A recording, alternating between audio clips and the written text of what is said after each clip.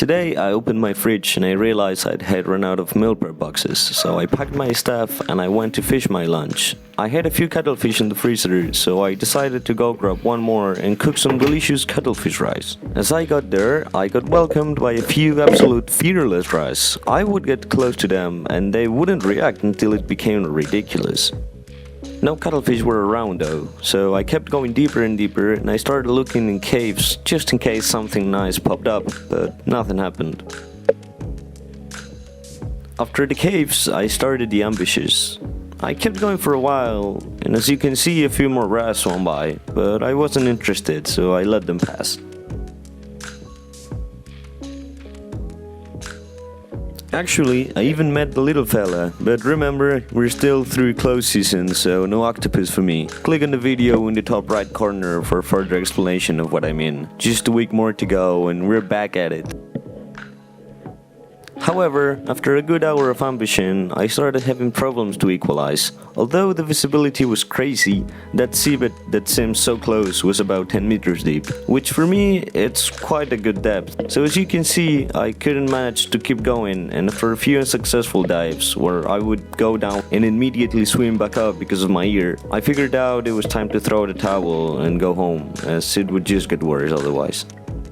But after I had lost all hope, something was waiting for me in the shadows. This beautiful cuttlefish was peacefully waiting for me to come back and pick up my lunch, which was exactly what I did. After that, I went out, cleaned it, and headed home. Once home, I picked up the rest of the cuttlefish and I started dicing the onion and garlic.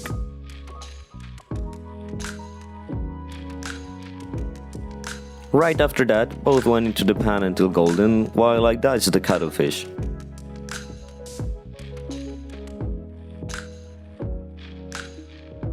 After the onion and garlic were done, I threw the cuttlefish and spent a good time waiting for it to cook. I didn't record it, but once the cuttlefish was done, I added the rice and I put it to boil, which, by the way, was a terrible idea. If you're planning on repeating this recipe, please do it aside, it will come up much better. As the last step, I cracked a few eggs, whisked them and threw them into the pan.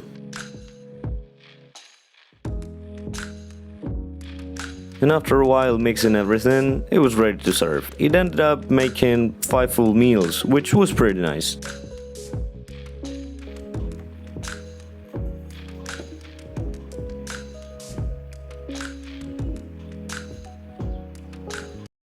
And that's how Jim meets spearfishing. One of the best parts about this sport is that you not only have fun while doing it, but you can also provide great meals for your family and friends at the same time. As someone who regularly trains and takes his nutrition seriously, many times it is difficult getting your daily protein in, but having fresh and probably even better free protein sources available makes everything much better. Moreover, it is also very sustainable, as the only carbon footprint you leave is the drive to the beach or wherever you fish. So what else could I ask for? So that was all. I think those reasons definitely deserve a like and a subscription to the channel, and I would really appreciate if you did so. And that was all for today.